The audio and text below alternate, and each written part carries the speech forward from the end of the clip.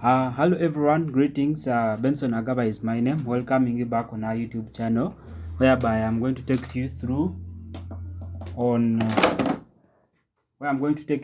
how to generate a wiring certificate for your customer after completing the wiring of his premise. Right now we are currently using the Self-Service Pro. Regardless of what that comes out on the website link, we shall avoid so and have a look at what it shows. I hope we are all having a look at what it reads. The digital wireman UADC. This is how the interface looks like. You can have a look at it. This is how it looks like. Using that link that we are all given, it can guide us and help us on how to generate that wiring certificate. As of now, I'm already a sign up wireman. I'm already certified and already in system. So it will just take me click on here email, then I assign in my credentials, then it will load. It is going to send me an OTP to confirm that it is me trying to log in, and I hope you hear the SMS trying to notify me. Then I take a read of it. Every other time you try clicking in this app, it has to generate what we call that OTP, one-time password, whereby you have to enter it every other time you try opening your account. We as well hear the email side. It is 1483 040 040 then 70. After clicking it, I just click go. It will log in. Now as you see, it is logged in as Aga Benson. I'm currently the one logging in, trying to show you. There is this information that is given here. It is instruction for a digital wireman platform. They are very essential for a wireman. You have to take time and read them through so that you can avoid being a culprit. We always hear in the government they say ignorance is an offense in law. So you have to take time, read through, and have an overview, and at least avoid falling into the trap of it. This is what it speaks about. It has a lot of message that you need to also have a look at. But generally for us right now, we are aiming at how to generate a certificate. When it opens like this, you definitely go on your right corner. There is where you see the three icons. Hope you see where my cursor is moving.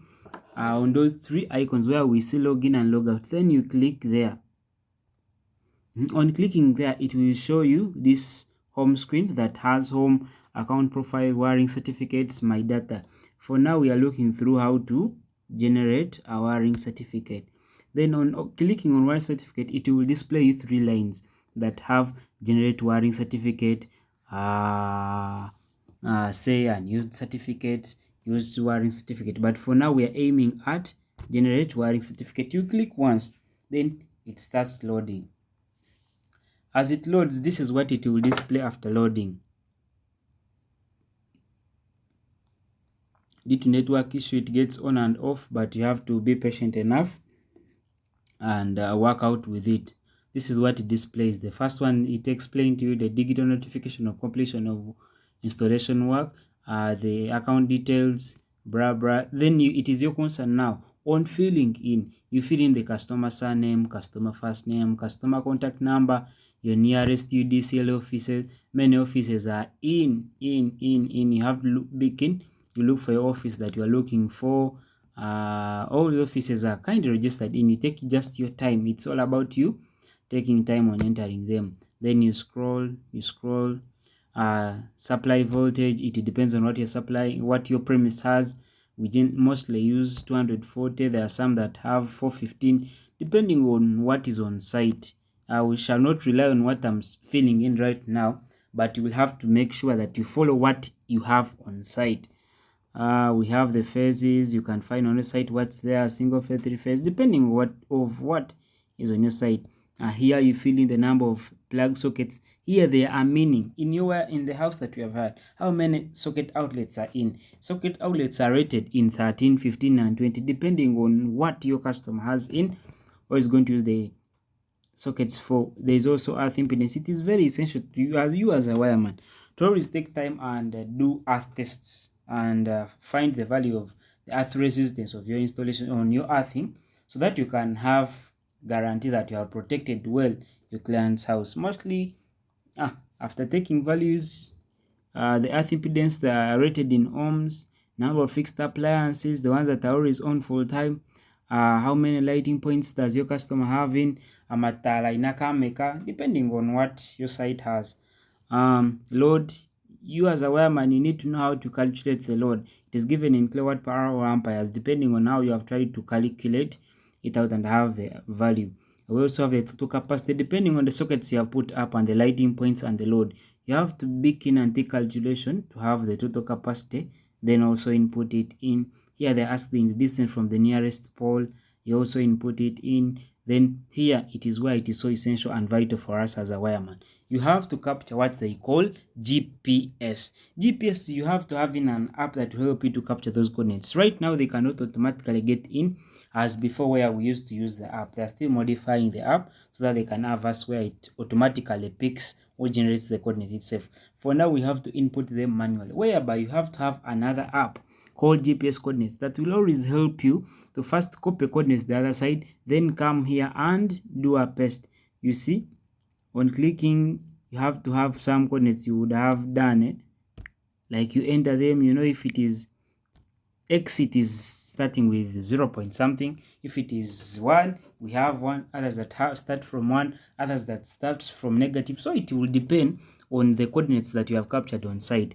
You put on also the point of earthing, whereby you will get your meter box where you have mounted your meter box. Then you capture also those coordinates, input them here manually. These coordinates help one on time of inspection, whereby someone can decide to use those coordinates to get on site than calling, or your phone is off, or someone can use the coordinates to get to your premise easily than calling, and sometimes you are occupied, you are busy, and what and others. Here they're asking estimate the distance from the nearest X. Where is the transformer of your premise? Is it at 100 meters? Is it at 200? Is it at 300? Depending on you as a wireman, you have taken keen observation and seen where it is allocated. You need to have an overview where your transformers are located so that you can have the right distances. And then we get on premise description. Is it a house? Is it a farm? Is it a commercial? Is it industrial? Depending on what is on site, so that you can input the right details to help them to paper up your application. We get the existing supply. Is it a single phase? Is it a 3-phase? Is it an overhead? Overhead is for these people that are trying to do commissioning and other stuff. So for now, we shall click on single phase, whereby we move with single phase. Then here it is where I told you in the previous video that if your premise needs a way leave, you will select here, it is needed. When you say it is needed, on applying the other side submitting, it will request you to upload that signed way leave form. The way leave form helps to close off these cases of this one tapped power from my premise, he didn't talk to me. So it bridges up the consent between where power is coming from and the customer, to avoid the issues that we have had always in field and people, whereby people fight always. So the way leave, if it's needed, you put. If it's not needed, whereby it's a customer's premise, pole is passing and everything is passing from his premise, then there is no need of a way leave. You click on not needed. Then we get to the supply. We all know the supply, what is on ground.